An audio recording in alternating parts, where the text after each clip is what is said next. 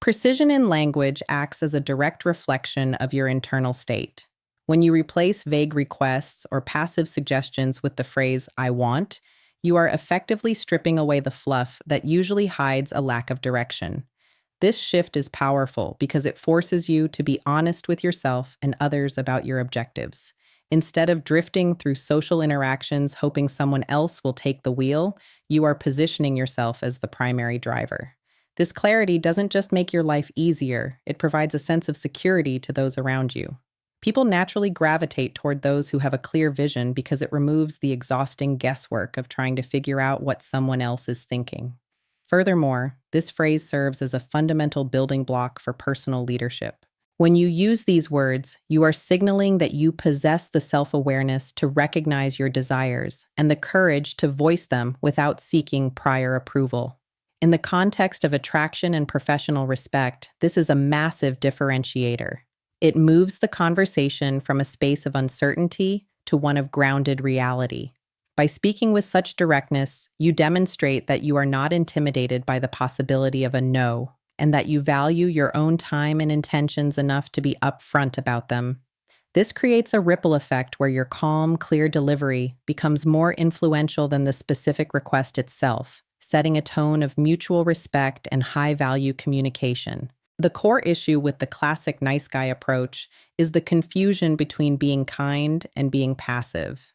Many men believe that by constantly deferring to others, they are being considerate or easygoing, but in reality, they are offloading the mental work of decision-making onto someone else. When you repeatedly say you do not care or that the choice is up to the other person, you aren't actually being helpful. You are showing that you are uncomfortable taking responsibility for the outcome. This habit of trying to please everyone usually stems from a fear of conflict or a deep-seated need for approval. Over time, this constant agreeableness erodes your presence in a room, making you appear like a passenger in your own life rather than the person in charge. From a social and psychological perspective, a total lack of preference is often interpreted as a lack of character. If you never have an opinion or a desire of your own, you become predictable and flat, which kills any sense of mystery or excitement in a dynamic. Women, friends, and colleagues are naturally drawn to people who have a sense of purpose and the ability to navigate a situation toward a specific goal. By avoiding the lead, you are essentially signaling that you don't trust your own judgment enough to make a call. This forces the other person to step into the leadership role by default, which can lead to frustration and a loss of respect. True politeness isn't about having no will of your own.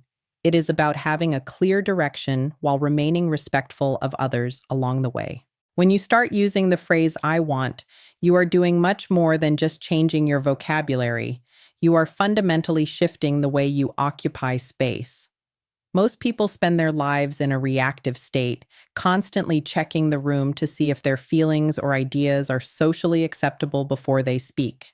This habit creates an energy of hesitation that people can feel instantly. By making a direct statement of desire, you break that cycle of seeking permission. You stop acting like a subordinate who needs a green light and start acting like a person with a clear internal compass. This shift in energy is magnetic because it suggests you are grounded in your own reality, which naturally makes other people feel more comfortable following your lead. It is a common misconception that being direct is the same as being aggressive or acting like a tough guy. In reality, true leadership is quiet, calm, and doesn't need to shout to be heard.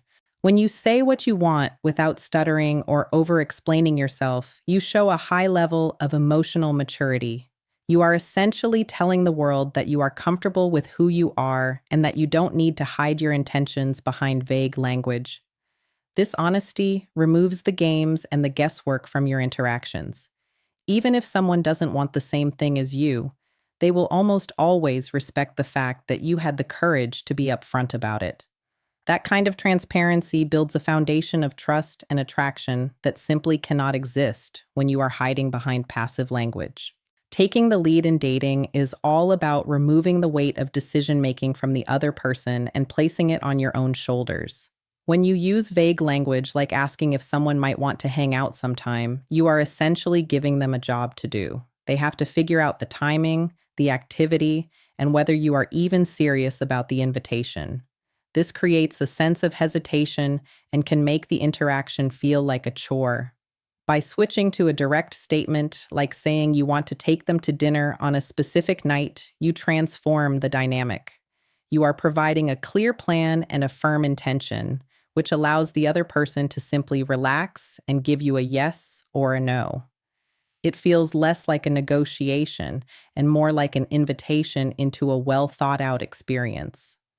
This directness is just as powerful when it comes to the actual conversation. Instead of circling around endless, boring small talk about the weather or work, stating your intent clearly changes the entire atmosphere. Saying that you want to get to know someone better and suggesting a coffee date is a breath of fresh air because it is honest and vulnerable without being needy. It shows that you are observant and that you have made a conscious choice to spend time with them specifically. People appreciate this kind of clarity because it eliminates the awkward guessing games that usually plague early dating.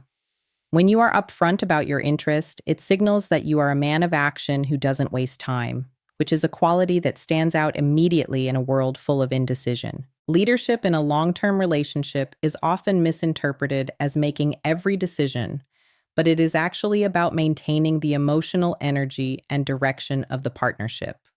When a relationship settles into a routine, it is very easy to fall into a passive trap where you simply go along with whatever your partner suggests.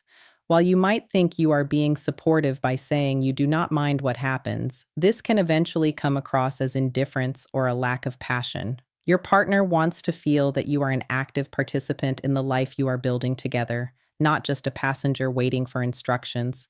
By stating what you want, such as expressing a desire to spend quality time together or suggesting a specific activity, you are proving that the relationship is still a priority for you. This approach prevents the dynamic from becoming one-sided, where one person has to carry the entire emotional load of planning and initiating. When you take the initiative to say you want to plan something fun, you are showing that you still value her presence and are willing to put in the work to keep the connection exciting. It shifts the atmosphere from a chore-based interaction to one of shared purpose and desire. This kind of active engagement creates a much healthier balance because it reassures your partner that you are still invested and interested. Instead of just coasting through the days, you are actively choosing to be there and leading the way toward new experiences, which keeps the respect and attraction alive over the long haul. The difference between being assertive and being arrogant lies entirely in your reaction to the word no. When you say I want, you are sharing your internal reality and inviting someone to join you, not demanding that they submit to your will. An arrogant person expects compliance and becomes frustrated or defensive when things do not go their way, whereas a confident person remains completely unshakable regardless of the response. True strength is found in being able to state your desire clearly while having the emotional maturity to accept that other people have their own schedules, preferences, and boundaries. When you deliver your intentions with a calm and grounded tone, you are showing that your self-worth is not tied to a specific outcome, which is the hallmark of genuine confidence. The most effective way to maintain this balance is to practice being assertive but flexible. This means you are firm about what you want, but you are not rigid about how it happens. If you suggest a specific plan and she is busy or prefers something else, a high-value man does not take it personally or try to force the situation.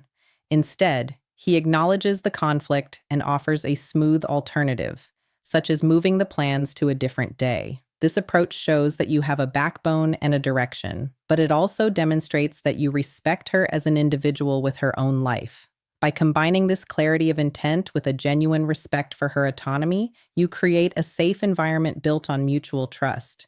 It proves that you are a man who knows how to lead without being a dictator, which is far more attractive and sustainable than being overbearing.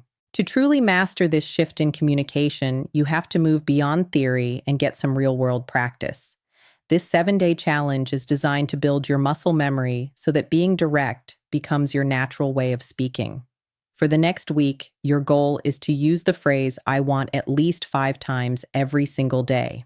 This does not have to be limited to high-stakes romantic situations. In fact, it is better to start small. Use it when you are ordering your morning coffee, when you are discussing a project with a coworker, or when you are deciding on a place to eat with your friends.